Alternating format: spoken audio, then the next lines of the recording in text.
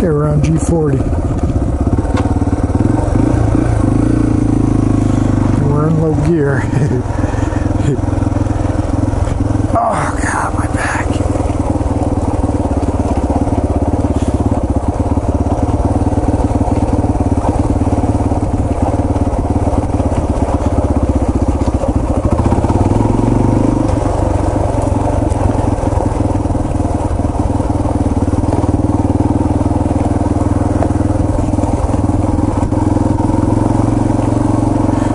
Tweaked my back earlier today.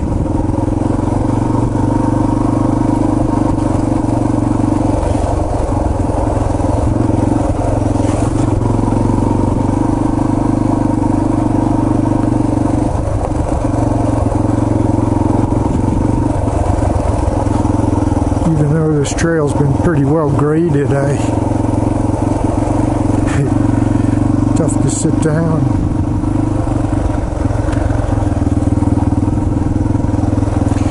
Back compressed. I think what I'm going to do is head home and hang upside down on my back stretching machine.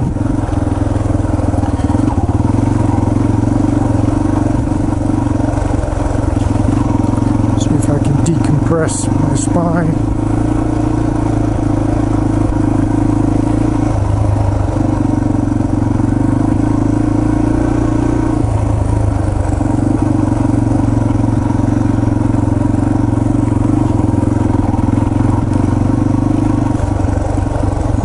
Takes the fun out of riding.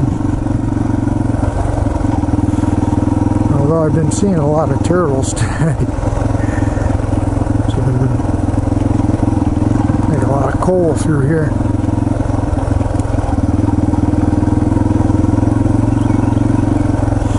Here, birdie.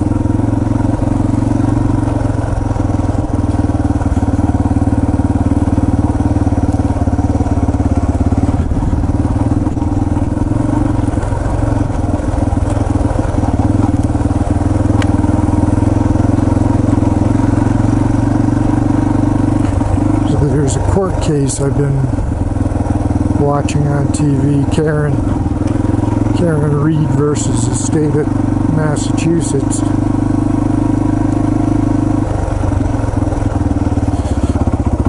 So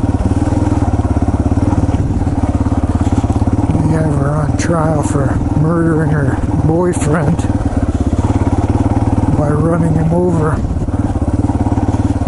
middle of a snowstorm where she was blackout drunk.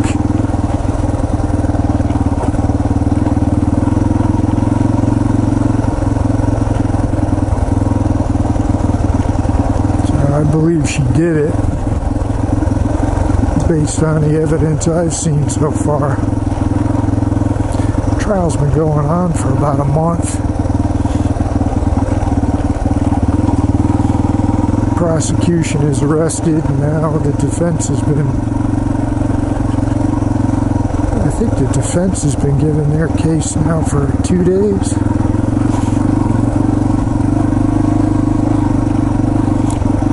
There's Thursday and Friday.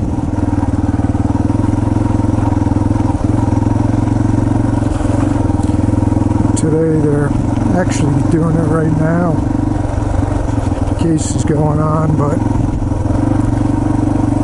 thank God for YouTube. I can log into the live stream and then start at the beginning.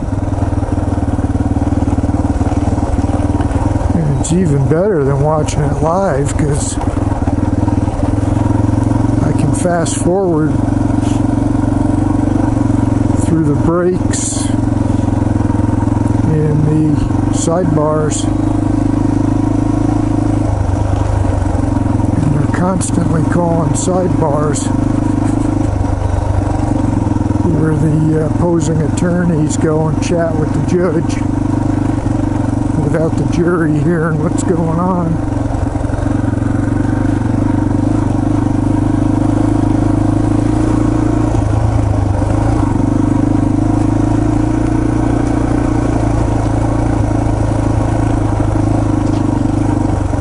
So there's cell phone data that puts her at the scene of the crime.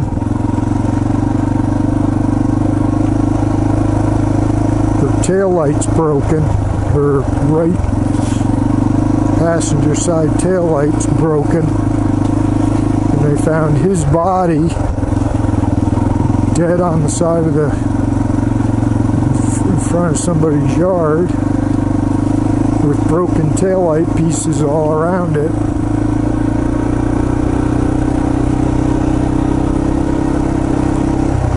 And they have videos of her in the bar. And what was interesting is the prosecution tried to introduce the receipts from the bars as evidence of how much she had to drink, and defense was successful in not allowing that testimony.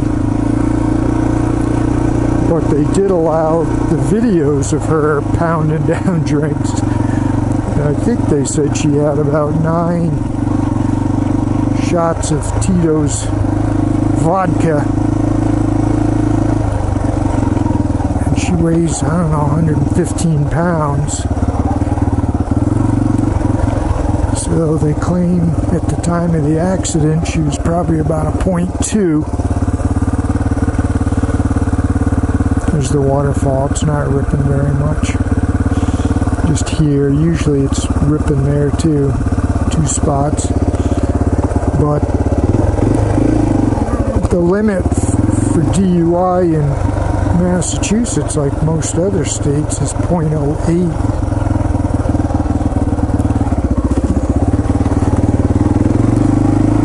So they tested her the next morning.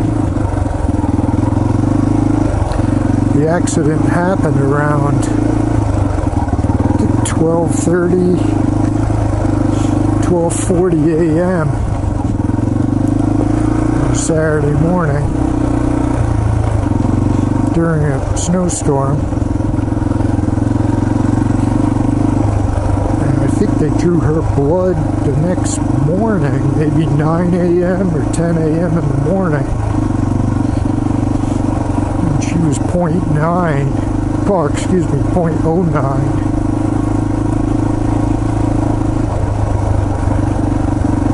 And so they can do some calculations to give a rough estimate of what she was at the time of the accident. It would have been 8 or 9 hours earlier.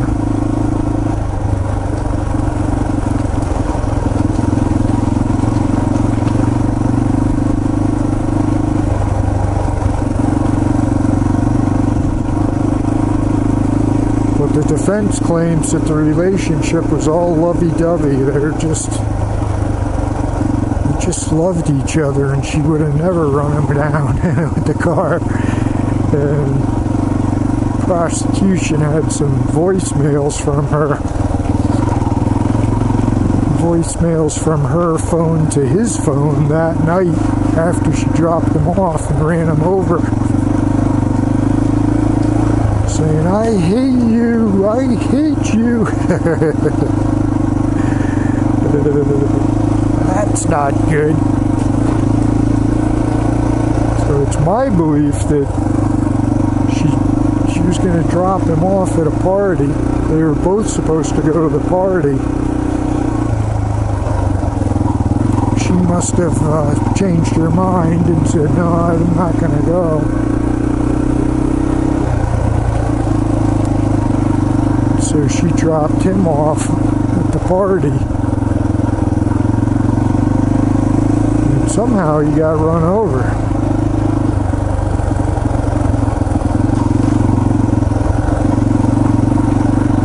And her taillight got broken. Somehow. The defense says that their theory is that she's been framed. There's this big conspiracy theory that the victim actually went inside the house, went to the party, they beat him up, and their dog attacked him, and he was dead, so they went and put him out in their front in the front lawn to die in the cold. So that's kind of odd why someone would do that. And then to make it look like she did it, they went over to her house, smashed her taillight, took the taillight plastic lens,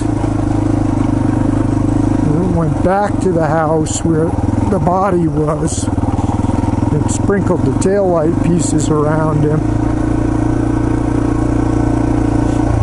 And then the next morning there was 3 or 4 inches of snow on him. So the defense argues that they framed her. And the prosecution said she was just blackout drunk, ran him down, didn't even know it. And to be honest with you, I'm starting to go with the prosecution on this one. I don't think she was framed.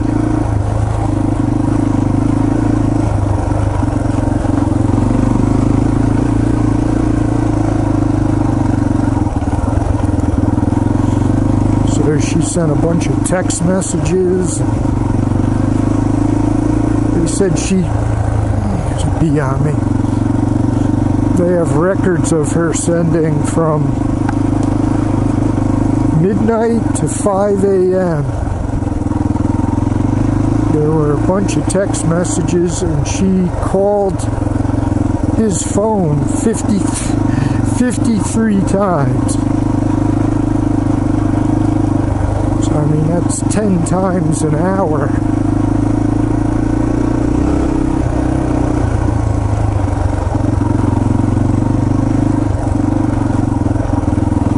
Must have been awake at home,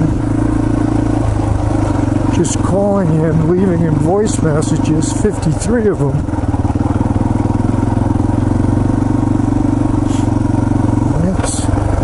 That's a little crazy.